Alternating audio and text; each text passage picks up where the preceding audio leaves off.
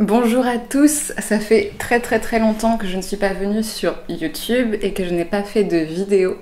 Ma dernière vidéo c'était sur l'avenir du théâtre avec des élèves étudiants et des étudiantes en théâtre pour parler de l'avenir du théâtre, de ce qu'ils envisageaient autant au niveau politique qu'esthétique. Et j'étais loin de me douter en montant cette vidéo que oui, une révolution allait se faire dans le milieu du théâtre juste après la sortie de cette vidéo, donc en mars, avec les occupations de théâtre. Alors cette vidéo va être un peu un fourre-tout de tout ce que j'ai à vous dire et de tout ce qui s'est passé depuis le mois de janvier dans le milieu théâtral, et je vais terminer cette vidéo en vous parlant de la reprise, de ce que je compte voir, de ce qui m'intéresse. Je vais aussi vous parler du seul spectacle que j'ai vu pour l'instant. On est le 7 juin, ma reprise se fera un peu plus tard. J'ai vu Orfeo par Pauline Bayle à l'Opéra Comique et je voulais vous en parler. Alors déjà, pour parler des occupations de théâtre, au tout début, j'ai été extrêmement critique face à tout ça. J'avais extrêmement peur d'un entre-soi. J'avais extrêmement peur qu'on focalise sur la question du théâtre, parce que l'occupation de l'Odéon, à l'origine, enfin, si je reprends l'occupation de 68, c'était quand même des banderoles avec écrit les ouvriers, les étudiants, tout ça. Donc c'était vraiment un espèce de gros rassemblement pour défendre les luttes sociales et surtout s'interroger sur les personnes précaires, ce qui là a été de nouveau le cas, hein. Mais au début il y avait quand même peu de convergence des luttes, et j'ai tweeté il y a peut-être 3 semaines pour dire que je m'excusais auprès de l'occupation de l'Odéon, parce que l'occupation de l'Odéon a été au procès d'Assa Traoré, a pris position pour la Palestine, et surtout a emmené les gilets jaunes devant l'Odéon, et ces images sont juste magnifiques. Après ce qui s'est passé face à la réouverture, ça a été vraiment compliqué, hein. Je suis un peu déçue de la part de certaines directions, parce que pour une fois qu'il y avait un espèce de projecteur braqué sur le théâtre et la politique, je pense qu'il aurait été nécessaire pour tout le monde de vraiment s'interroger sur le lien entre les deux, et ça n'a pas été le cas malheureusement. Je sais pas si c'est parce que les actions sont mal comprises, ou s'il y a une question d'enjeu de pouvoir.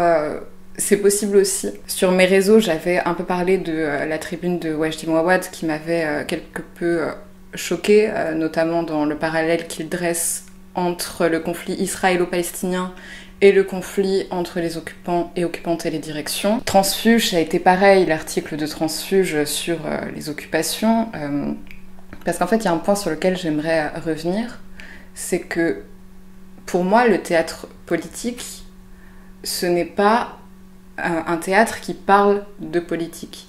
C'est pas du tout ça. Donc j'avais travaillé sur qu'est-ce qu'un théâtre politique, la représentation du peuple sur la scène contemporaine, et j'en étais venue à la conclusion, mais c'est aussi la conclusion d'Olivier Neveu dans Contre le théâtre politique, c'est que la thématisation n'est pas l'enjeu politique. On peut faire une pièce sur l'écologie, on peut faire une pièce sur les violences conjugales, on peut faire une pièce sur le conflit israélo-palestinien, pour revenir à cette question-là. C'est pas tant ça qui va créer le politique. Pour moi, le politique, véritablement, c'est qui il y a sur le plateau et qui il y a dans le public. Après, c'est ma vision du théâtre politique et de la politique au théâtre, hein. C'est plus, on va dire, de la politique culturelle, mais je pense que c'est le vrai enjeu aujourd'hui et maintenant. Et c'est pour ça que l'occupation de l'Odéon m'intéressait. Il y avait quelques questions posées sur les précaires. Du coup, moi aussi, j'ai fait une tribune qui a été publiée dans Scène Web, qui s'appelle « Nous n'irons plus au théâtre, nous n'en avons plus les moyens », qui fait suite à des témoignages que j'ai reçus sur Instagram d'étudiants et d'étudiantes en théâtre qui font le choix de ne pas manger pour aller au théâtre. En fait, je peux pas dire à quel point ça m'énerve ce genre de choses. Je vous mettrai ma tribune en barre d'infos, parce que la crise sociale due à la crise sanitaire est quand même assez considérable pour les étudiants et étudiantes précaires qui ne peuvent plus se rendre au théâtre parce que des places à 15 €, enfin, je fais tout un parallèle avec la nourriture au Crous, avec les repas à 1 €. 15 €, c'est quand même la moitié d'un mois de dîner pour des étudiants et étudiantes. Donc ça, quand on prend ce prisme-là, parce que c'est vrai que 15 € on peut se dire que c'est pas cher, mais si on veut véritablement voir plusieurs spectacles, quand on est étudiant ou étudiante en théâtre, quand on est étudiant ou étudiante en lettres, ou même juste parce qu'on s'y intéresse, c'est un budget. Moi, je sais que si j'ai pu aller au théâtre aussi souvent, si j'ai pu avoir une vision de ce qu'était véritablement le théâtre contemporain, c'était pas grâce à mes lectures, même si je reviendrai dessus, c'est parce que j'y suis allée. Et si j'y suis allée, c'est parce que je suis invitée et que je ne paye pas pour aller au théâtre. Ça m'enlève cette possibilité de me dire je ne peux pas y aller parce que sinon je ne peux pas manger, je peux pas payer mon loyer, je peux pas payer mon électricité. Donc voilà, j'avais fait cette tribune-là et depuis 7 théâtres ont mis en place soit la gratuité, soit des places à 1 € pour les étudiants et étudiantes. Et il y a aussi le collectif Les Évadés qui a écrit une tribune dans Scène Web qui s'appelle Place aux jeunes et qui revient en fait sur la jeune création, sur tous les enjeux en fait qui vont se faire avec le secteur boucher.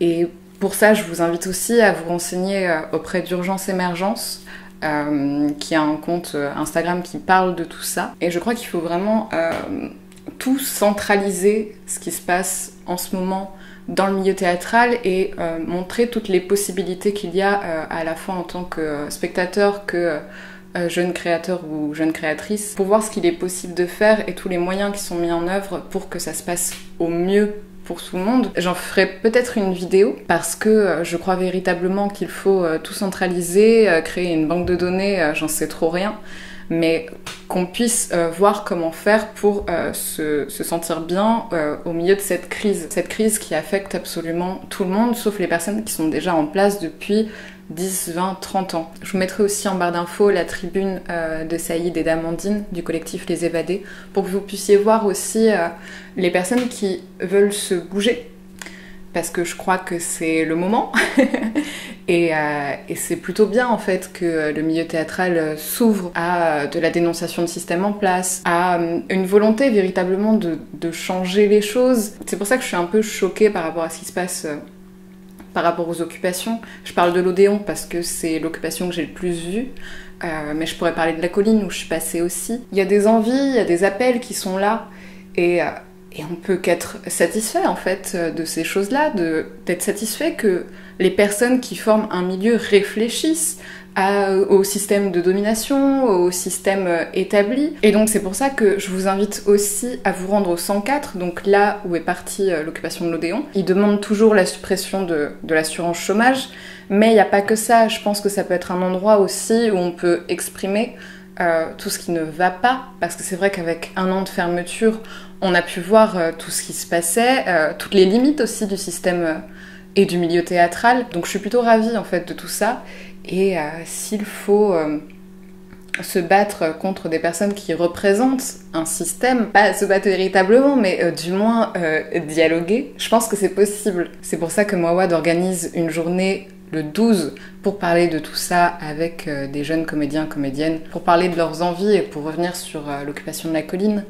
Moi, je n'irai pas parce que je préfère aller à la manifestation contre les idées d'extrême droite, mais si des personnes peuvent me faire un retour sur ce qui s'est passé, j'aimerais bien. Je suis un peu partie dans tous les sens pour vous montrer qu'en fait, ça y est, on est dans un moment de lutte dans le milieu théâtral et il faut soutenir et il faut être là.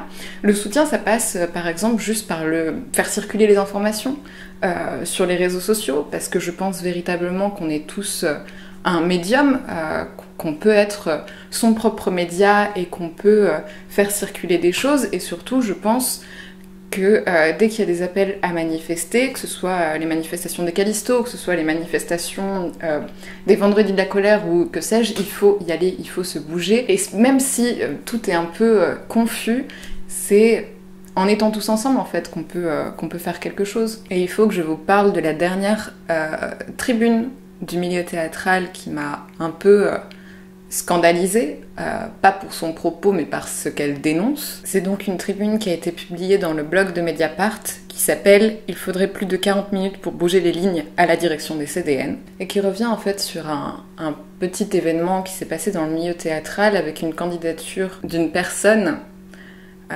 Cette personne ne veut pas que son nom soit dit, donc je je ne peux ni dire les CDN ni dire la personne concernée, à qui on a refusé en fait son projet de possible direction d'un CDN parce qu'elle a envoyé son dossier avec 40 minutes de retard. Et donc tout l'objectif de cette tribune est de vouloir questionner en fait à la fois les mécanismes d'autocensure pour toutes les personnes qui ne seraient pas des hommes blancs de plus de 40-50 ans pour candidater à la tête des directions. Et ça rejoint totalement ce qui était déjà dit dans le reportage que j'ai fait sur les femmes et le théâtre. Et d'ailleurs, juste merci pour tous vos retours par rapport à ce reportage. Je suis vraiment ravie qu'il vous ait plu. Et donc en fait, cette tribune est un appel à candidature de personnes qui ne soient pas blanches, qui ne soient pas hommes, qui ne soient pas tout ce qu'on a l'habitude de voir aujourd'hui. La tribune parle également de minorités de genre. Et donc je vous laisse aller la lire parce que je ne sais pas trop comment en parler sans dévoiler l'identité de la personne. C'est important en fait de soutenir ce genre de paroles, ce genre de voix. Et il convient aussi de s'interroger sur qui on place à la tête des institutions, qui on va voir au théâtre, et c'est tout l'enjeu en fait maintenant de ma chaîne. Je ne veux plus voir simplement des auteurs blancs de plus de 40 ans ou des metteurs en scène, on s'en fiche. J'ai vraiment envie de m'ouvrir à de plus petits spectacles et j'ai vraiment envie de découvrir d'autres choses, d'autres gens. Et si je refais des interviews, parce que pour l'instant j'en ai pas de prévu, si je refais des interviews, j'aimerais vraiment instaurer la parité dans ma chaîne et j'aimerais aussi avoir une chaîne qui ne soit pas monochrome, c'est-à-dire ne pas avoir simplement des personnes blanches qui s'expriment parce que j'ai aussi envie de défendre un certain théâtre. Et je pense aussi qu'en tant que spectateur ou spectatrice, les spectacles qu'on va voir, la programmation qu'on se fait est politique également. C'est-à-dire que si on va voir que les groupes blockbusters du milieu théâtral, on évacue déjà un théâtre qui émerge à un théâtre qui est moins vu, où il y a peu en fait de communication à ce propos. Et c'est vraiment là-dessus maintenant que j'ai envie d'ancrer ma chaîne. Je voulais aussi vous parler avec cette vidéo du seul spectacle que j'ai vu, qui est l'Orfeo de Monteverdi, mis en scène par Pauline Bail, et c'était extrêmement bien. Donc c'est à l'Opéra Comique, et l'Opéra Comique, je les aime pour une chose, enfin pour beaucoup de choses, mais au moins pour cette chose-là. C'est-à-dire que à chaque fois que j'y vais, c'est pour voir des personnes du milieu théâtral monter des opéras. Donc j'avais vu Ercole Monte par Valérie Le Sort et Christian Eck, j'avais vu La Dame Blanche par Pauline Bureau, et j'apprécie hautement le fait qu'à chaque fois l'Opéra Comique laisse une chance aux metteuses en scène de théâtre pour à la fois s'emparer d'un livret d'opéra et aussi s'emparer d'un grand plateau parce que ça fait du bien et qu'elle mérite. Et juste pour ça, à chaque fois, je suis ravie et j'adore l'Opéra Comique pour cette chose-là parce que pour moi, c'est également politique. Et donc Orfeo, c'était excessivement bien. C'est la première fois que je voyais un opéra avec aussi peu de décor, c'était très épuré, finalement il n'y avait que des fleurs. Si vous connaissez Pauline Bail, vous savez qu'elle a une esthétique quand même assez épurée, qu'elle fait du théâtre avec pas grand chose et surtout la présence des comédiens. Là, c'est pareil, ça faisait un bien fou.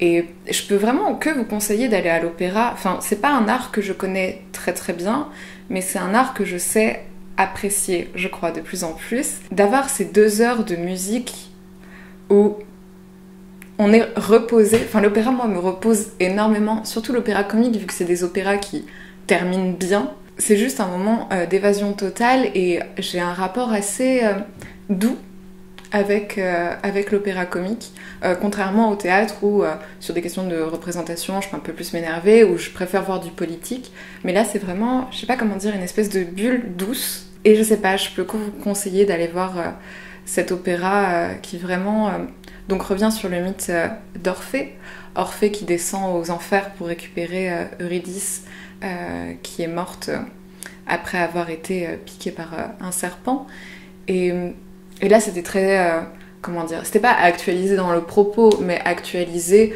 dans les costumes. Et d'habitude, j'aime vraiment l'opéra pour justement cette effusion de décors, pour ces choses grandiloquentes.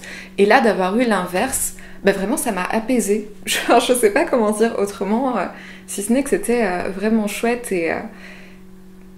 et que ça me donne encore plus envie d'aller à l'opéra comique pour découvrir un peu tout ça et découvrir un répertoire parce que, encore une fois, je suis pas du tout spécialiste de cet art. Et j'ai vraiment, pareil, envie de mettre en avant des metteuses en scène, mais ça rejoint tout le projet politique de ma chaîne qui s'ancre de plus en plus. Par rapport à l'avenir de ma chaîne, je prépare un reportage sur la démocratisation théâtrale et sur l'accessibilité au théâtre.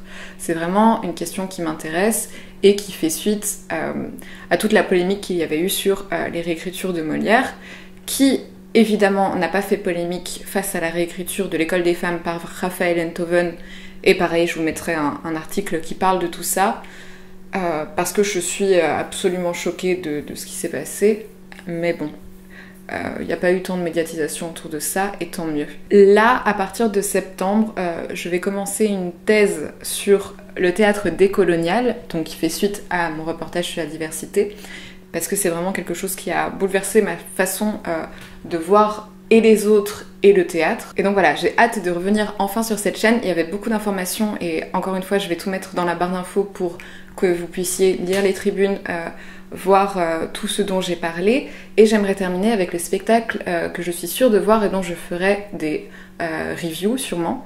Donc Tiens ta garde au TCI, Un Pollo Royo au Théâtre du Rond-Point, Transmettre au Théâtre Ouvert, Sœur de Mouawad à la Colline, Jamais je ne vieillirai de Jeanne Lazare au CDN de Rouen, Viril de David Bobet au CDN de Rouen, Peer Gynt par David Bobet à la Villette. Et voilà, et là j'attends mes autres accréditations. J'espère que vous allez bien, que la reprise s'est bien passée. En tout cas, n'hésitez pas à me dire en commentaire ce que vous allez voir. Même pour le Festival d'Avignon, j'en ai pas parlé, mais je vais sûrement y aller. N'hésitez pas à me dire aussi qui vous aimeriez voir sur ma chaîne en tant qu'intervenant ou intervenante, parce que j'ai toujours peur d'être tellement centrée sur mes sujets de prédilection, à savoir les questions raciales, les questions politiques, ce genre de choses, que j'ai peur en fait de rater des choses, de rater des personnes, de rater des projets. Et donc voilà, je suis très contente de revenir sur YouTube. J'espère revenir de façon un peu plus régulière, mais normalement ce sera le cas. N'hésitez pas à me suivre sur Instagram, donc Marie Coquille Chambel, parce que c'est l'endroit où je suis le plus, où je parle le plus, où je m'énerve le plus, et où je dis un peu tout ce que je compte faire, voire dans le milieu théâtral. Si vous n'êtes pas abonné à ma chaîne, vous pouvez le faire. Et moi, je vous dis sûrement à la semaine prochaine pour parler des spectacles que je vais voir là dans les prochains jours.